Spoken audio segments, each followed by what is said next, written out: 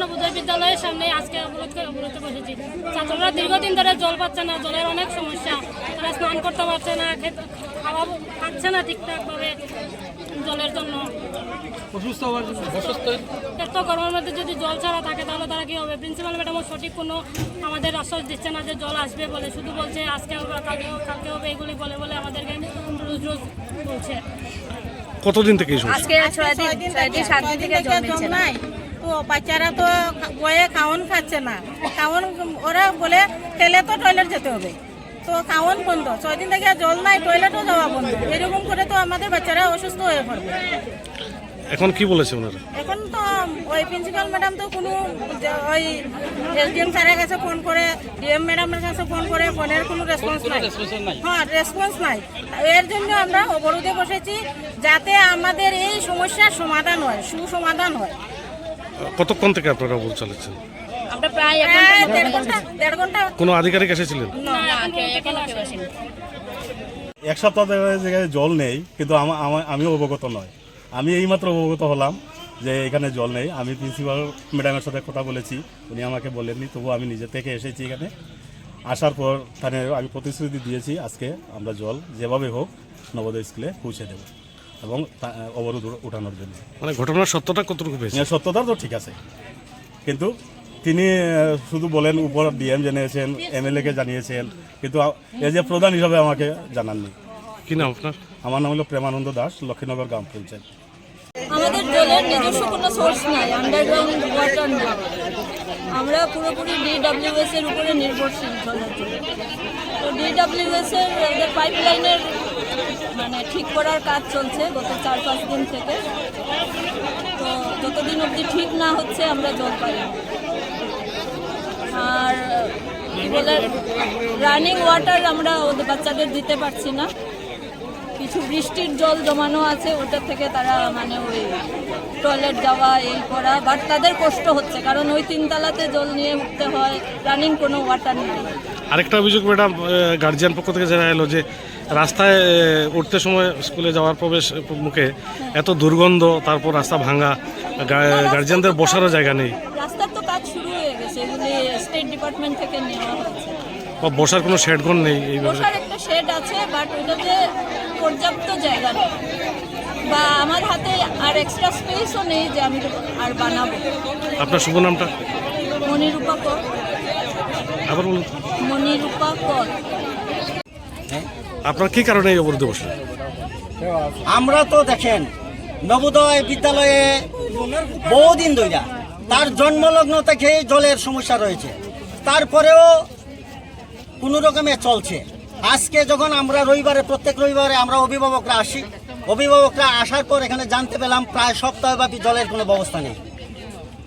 অনেক ছাত্ররা স্নান করতে পারছে না, টয়লেটের পর যে জল ব্যবহার করবে সেটা পর্যন্ত দুষ্কর হয়ে গিয়েছে। এত জলের অব্যবস্থা, সমস্ত কিছু শুনে আমরা অভিভাবকরা, সমস্ত অভিভাবক মিলে সঙ্গে সঙ্গে বিদ্যালয়ের যে কর্তৃপক্ষ প্রিন্সিপাল মহোদয়া, ওনার সঙ্গে সাক্ষাৎ করি যে দীর্ঘদিন ধরে জলের এই রকম অবস্থা, আপনি কি উদ্যোগ গ্রহণ করেছেন? উনি বলল যে আমি এক্সিকিউটিভের সঙ্গে কথা বলেছি, ডিডব্লিউএস এর এসডিও এর সঙ্গে কথা বলেছি, আরও অন্যান্য আধিকারিকদের সঙ্গে কথা বলেছি। এসডিও সাহেব এক্সিকিউটিভ ইঞ্জিনিয়ারকে বলছে আমি তো জল পাঠিয়ে দিয়েছি। আমরা থাকাকালীন সময়ে উনি যখন আবার এক্সিকিউটিভ ইঞ্জিনিয়ারকে ফোন করলো, এক্সিকিউটিভ ইঞ্জিনিয়ার বললো যে এসডিও সাহেব বলেছে জল পাঠিয়ে দিয়েছে, কিন্তু প্রিন্সিপাল ম্যাম আবার এক্সিকিউটিভ ইঞ্জিনিয়ারকে বললো যে না, আমাদের বিদ্যালয়ে জল আসেনি। তা আমরা এখান থেকে জানতে পারলাম কর্তৃপক্ষ মিথ্যা কথা বলছে, বিদ্যালয়ে জল না দিয়েই বলছে জল পাঠিয়ে দিয়েছি। এই বিদ্যালয়ে প্রতিদিন 50,000 লিটার জলের প্রয়োজন। একটা ট্যাঙ্কার দিয়ে 6,000 লিটার জল আসে। তারপরেও আমরা অনুরোধ করেছিলাম যে কয়েকটা ট্যাঙ্কার জল পাঠিয়ে দিয়ে, যতক্ষণ পর্যন্ত সেখানে পাম্প সারাই হচ্ছে না, যে ক্রাইসিস দেখা দিয়েছে, আপনারা অবিলম্বে সেই ক্রাইসিস মেটানোর জন্য ট্যাঙ্কার দিয়ে জল বহন করেন। প্রিন্সিপাল ম্যাম বলছে যে উনাদিগকে অর্থ না দিলে নাকি ওনারা ট্যাঙ্কার দিয়ে জল পাঠায় না। কিসের অর্থ, কি বিষয়, এইগুলো তো আমরা কিছুই বুঝতে পারছি না।